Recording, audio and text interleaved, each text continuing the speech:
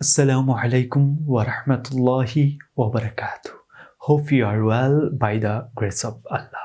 দৈনন্দিন জীবনে আপনি যেসব বাক্য বাংলায় বলেন, যেমন বিভিন্ন কাজের ক্ষেত্রে বা পড়ার ক্ষেত্রে বা আপনার কর্মস্থলে বা আপনি কোনো অফিসে কাজ করছেন বা কোনো একটি মানুষের সাথে কথোপকথন করছেন বা কোনো বন্ধুদের সাথে গল্পগুজব করছেন, তো এমন সময় আপনি যেসব বাক্য বাংলায় বলেন সেসব বাক্য ইংরেজিতে কিভাবে বলবেন। আজকের ভিডিওতে যে বিষয়সমূহটি শেয়ার করছি, আপনি ইউজড টু ব্যবহার করে আপনার দৈনন্দিন জীবনে যেসব বাক্য আপনি বাংলায় বলেন সেসব বাক্য ইংরেজিতে কিভাবে বলবেন। ভিউয়ার্স, আমি এখানে যে কয়েকটি বাক্য বাংলায় লিখেছি, যেসব বাক্য আপনি ইংরেজিতে বলতে গেলে আপনাকে অবশ্যই ইউজড টু ব্যবহার করতে হবে। সেসব বাক্যগুলি আপনি ইংরেজিতে বলতে গেলে আপনি ইউজড টু কোন স্থানে ব্যবহার করবেন বা সেন্টেন্সগুলি কিভাবে গঠন করবেন বা ইউজড টু ব্যবহার করার ক্ষেত্রে আপনি কোন নিয়মটি অনুসরণ করবেন, তো সেসব বিষয়সমূহগুলি সম্পর্কে থাকছে আজকের এই ভিডিওতে বিস্তারিত।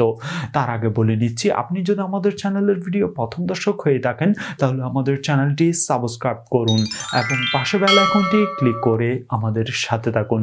ফিরছি চ্যানেলের ইন্ট্রোর পর।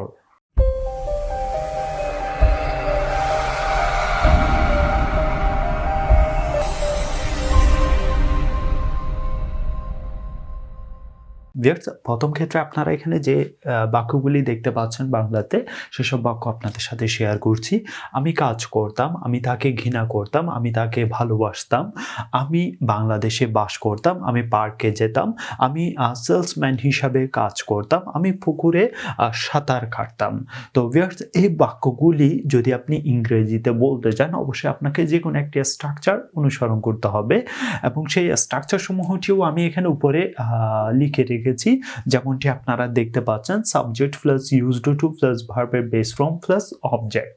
তো ভিউয়ার্স, অবশ্যই আপনাকে এই স্ট্রাকচারটি অনুসরণ করে এই বাক্যগুলি আপনাকে ইংরেজিতে বলতে হবে। তো ভিউয়ার্স, এখানে আপনারা যে লেখাগুলি দেখতে পাচ্ছেন অবশ্যই সেই লেখাগুলি মনে হয় সুস্পষ্ট দেখতে পাচ্ছেন না, ইনশাআল্লাহ পরবর্তী ভিডিওতে সুস্পষ্ট করার চেষ্টা করব। তো ভিউয়ার্স, যেহেতু আমি এখানে দুইটি পেনই আসলে শেষ হয়ে গেছে, সেই কারণে আসলে এই সমস্যা মধ্যে পড়তে হয়েছে।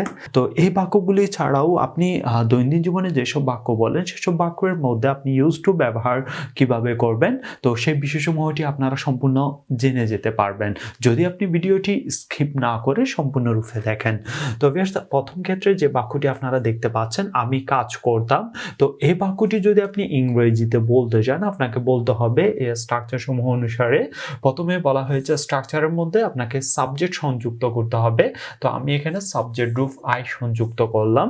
এর পরবর্তী বলা হচ্ছে প্লাস ইউজড টু ব্যবহার করতে হবে, তো আমি এখানে ইউজড টু লিখলাম, I used to। এর পরবর্তী বলা হচ্ছে ভার্বের base form, present form, first participle form, ভার্বের B1, B2, V3। Base form বলতে আমরা এখানে ভার্বের প্রেজেন্ট ফর্মটাই বুঝি। তো সেক্ষেত্রে আমি এখানে ব্যবহার করতে পারি I used to work। আমরা ভার্বের বেস ফর্ম রূপ লিখলেই আমরা সেন্টেন্সটির পরিপূর্ণতা দেখতে পাচ্ছি। তো সেই সুবাদে আমরা subject plus used to plus ভার্বের বেস ফর্ম লিখে আমরা সেন্টেন্সটি গঠন করলাম। তো এখানে যেটি লেখা আছে আমি কাজ করতাম, তো এই বাক্যটি যদি ইংরেজিতে বলতে চান আপনাকে বলতে হবে I used to work, I used to work, I used to work, I used to work। এর পরবর্তী দ্বিতীয় ক্ষেত্রে যে বাক্যটি আপনারা দেখতে পাচ্ছেন, আমি তাকে ঘৃণা করতাম, একই সেম নিয়মে আপনারা স্ট্রাকচার অনুসারে প্রথমে আই সংযুক্ত করবেন, এর পরবর্তী আপনাকে যুক্ত করতে হবে রুলস অনুসারে used to। এর পরবর্তী যুক্ত করতে বলা হয়েছে ভার্বের বেস ফর্ম, তো আমরা ভার্বের বেস ফর্ম রূপ এখানে হ্যাড শব্দটি সংযুক্ত করতে পারি। এর পরবর্তী প্লাস অবজেক্ট, তো আমরা অবজেক্ট রূপ এখানে হিম সংযুক্ত করতে পারি। আমি তাকে ঘৃণা করতাম, এই বাক্যটি যদি ইংরেজিতে বলতে চান আপনাকে বলতে হবে স্ট্রাকচার সমূহ অনুসারে প্রথমে বলা হয়েছে সাবজেক্ট, এর পরবর্তী ইউজড টু, এর পরবর্তী ভার্বের বেস ফর্ম, তো আমরা বেস ফর্ম রূপ এখানে হেড যুক্ত করেছি, এর পরবর্তী অবজেক্ট রূপ এখানে হিম সংযুক্ত করেছি। তো এই বাক্যটি যদি এখন আমরা ইংরেজিতে বলতে চাই তাহলে আপনাকে বলতে হবে I used to hate him, I used to hate him, I used to hate him। এর পরবর্তী যেটি আছে আমি তাকে ভালোবাসতাম, একই সেম নিয়মে আপনাকে সাবজেক্ট রূপ যুক্ত করতে হবে, এর পরবর্তী ইউজড টু সংযুক্ত করতে হবে। তো এর পরবর্তী বলা হয়েছে ভার্বের বেস ফর্ম, তা আমরা এখানে ভার্বের বেস ফর্ম রূপ এখানে লাভ শব্দটি সংযুক্ত করতে পারি। এর পরবর্তী বলা হয়েছে প্লাস অবজেক্ট, তো আমরা অবজেক্ট রূপ এখানে হিম সংযুক্ত করলাম। আমি তাকে ভালোবাসতাম, তাহলে আপনাকে বলতে হবে I used to love him, I used to love him, I used to love him, I used to love him. আমি তাকে ভালোবাসতাম, তাহলে আপনাকে ইংরেজিতে বলতে হবে I used to love him. চতুর্থ ক্ষেত্রে আপনারা যে বাক্যটি দেখতে পাচ্ছেন, আমি বাংলাদেশে বাস করতাম, একই সেম নিয়মে আপনি সাবজেক্ট রূপ আই সংযুক্ত করবেন। এর পরবর্তী ইউজড টু রুলস অনুসারে আপনাকে প্রথমে সাবজেক্ট, তারপর হচ্ছে ইউজড টু। এর পরবর্তী বলা হচ্ছে ভার্বের বেস ফর্ম রূপ, তো বেস ফর্ম রূপ আমরা এখানে লিভ শব্দটি সংযুক্ত করতে পারি, লিভ শব্দটি সংযুক্ত করতে পারি। এর পরবর্তী বলা হয়েছে প্লাস অবজেক্ট, তো অবজেক্ট রূপ হিসেবে আমরা ইন বাংলাদেশ শব্দটি লিখতে পারি, বাংলাদেশ। তো ভিউয়ার্স, এখন আপনারা এখানে দেখতে পাচ্ছেন আমি বাংলাদেশে বাস করতাম।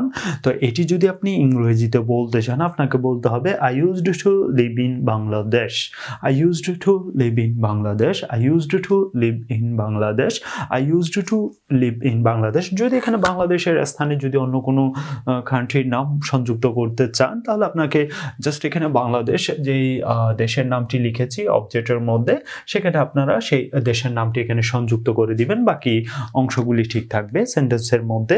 I used to live in Canada, I used to live in Dubai. আপনি যে কোনো কান্ট্রির নাম সংযুক্ত করতে পারেন। যদি আপনি বলেন আমি লন্ডনে বাস করতাম, তাহলে আপনাকে বলতে হবে I used to live in London. যদি বলেন আমি কানাডায় বাস করতাম, তাহলে আপনাকে বলতে হবে I used to live in Canada. আর যদি বলেন আমি ভারতে বাস করতাম, তাহলে আপনাকে বলতে হবে I used to live in India. এর পরবর্তী যেটি বলা হয়েছে আমি পার্কে যেতাম, এটি যদি আপনি ইংরেজিতে বলতে চান, আপনাকে বলতে হবে আই ইউজড টু। এর পরবর্তী আপনাকে বলতে হবে ভার্বের বেস ফর্ম, তো আমরা এখানে বেস ফর্ম রূপ সংযুক্ত করতে পারি। আই ইউজড টু ভার্বের বেস ফর্ম রূপ এখানে আমরা গো যেতাম, গো সংযুক্ত করলাম। এর পরবর্তী আমরা বলতে পারি I used to go to the park, আমি পার্কে যেতাম। তাহলে এটি যদি আপনি ইংরেজিতে বলেন, আপনাকে বলতে হবে I used two go to the park, I used to go to the park, I used to go to the park, I used to go to the park। ষষ্ঠ ক্ষেত্রে যে বাক্যটি দেখতে পাচ্ছেন, আমি সেলসম্যান হিসাবে কাজ করতাম। তো এটি যদি আপনি ইংরেজিতে বলতে চান, আপনাকে বলতে হবে I used to work as the salesman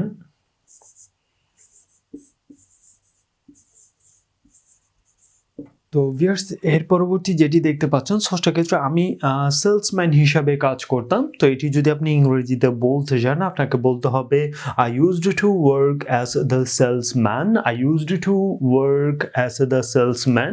sorry, এখানে ডিটা পড়েনি ইউজড টু এর মধ্যে।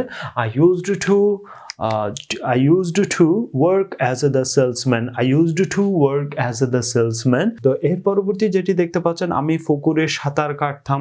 তো এটি যদি আপনি ইংরেজিতে বলতে চান, আপনাকে বলতে হবে I used to swim